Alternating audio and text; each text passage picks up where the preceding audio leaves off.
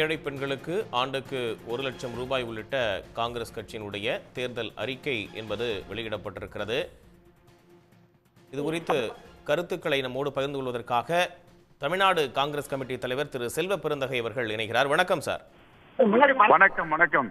மிக முக்கியமான ஒரு வரவேற்பை பெற்றிருக்கக்கூடிய தேர்தல் அறிக்கையா இருக்கு. உங்களுடைய பார்வையில மிக முக்கியமான அம்சங்களா நீங்க கருதுறது?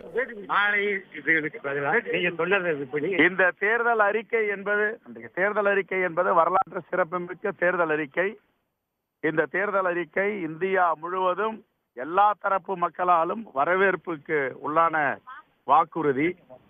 இந்த வாக்குறுதி என்பது இளைஞர்களை உள்வாங்கியது, பெண்களை மகளிரை உள்வாங்கியது, தொழிலாளர்களை உள்வாங்கியது, விவசாய பெருங்குடி மக்களை உள்வாங்கி இருக்கிறது.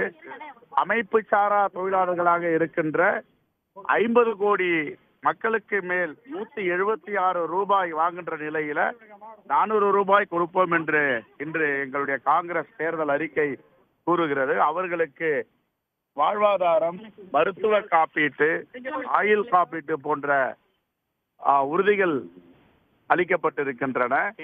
இந்த தேர்தல் அறிக்கை என்பது இந்திய திருநாட்டில் மிகப்பெரிய எழுச்சியை ஏற்படுத்தியிருக்கிறது.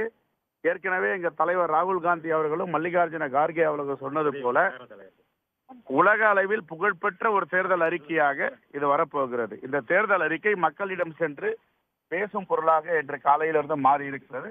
இதை தமிழ்நாடு காங்கிரஸ் கமிட்டி வரவேற்கிறது.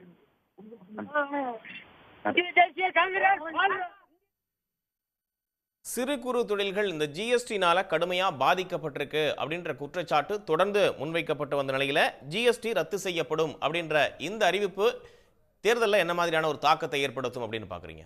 இல்ல, மாநில சுயாட்சிகள் பாதுகாக்க வேண்டும், மாநில உரிமைகளை பாதுகாக்கப்பட வேண்டும்.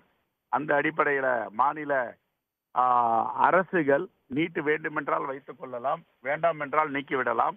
அதே போன்று புதிய கல்வி கொள்கை திட்டத்தை பற்றியும் இந்த அறிவிப்பு பேசி இருக்கிறது. ஆகவே இது ஒரு வரலாற்று சிறப்புமிக்க தேர்தல் அறிக்கையாக அனைவரும் பார்க்கக்கூடிய தேர்தல் அறிக்கையாக இருக்கிறது. இது வரவேற்க தகுந்த தேர்தல் அறிக்கை. இன்று நாடு இருக்கிற ஒரு மோசமான நிலையில் இந்த தேர்தல் அறிக்கை ஜனநாயகத்தை மீட்டெடுக்க போகிறது. எல்லா மக்களுக்குமான தேர்தல் அறிக்கை, யாரையும் விட்டு வைக்கல. பெண்கள், இளைஞர்கள், தொழிலாளர்கள், விவசாய பெருங்குடி மக்கள் எல்லோருக்குமான தேர்தல் அறிக்கையாக இந்த தேர்தல் வாக்குறுதி அமைந்திருக்கிறது. வரவேற்கத்தக்கது. நன்றி. நன்றி சார், இணைந்து உங்களுடைய பார்வைகளை முன்வைத்தமைக்காக. உடனுக்குடன் செய்திகளை தெரிந்து கொள்ள சன் நியூஸ் பெல் ஐகானை கிளிக் பண்ணுங்க.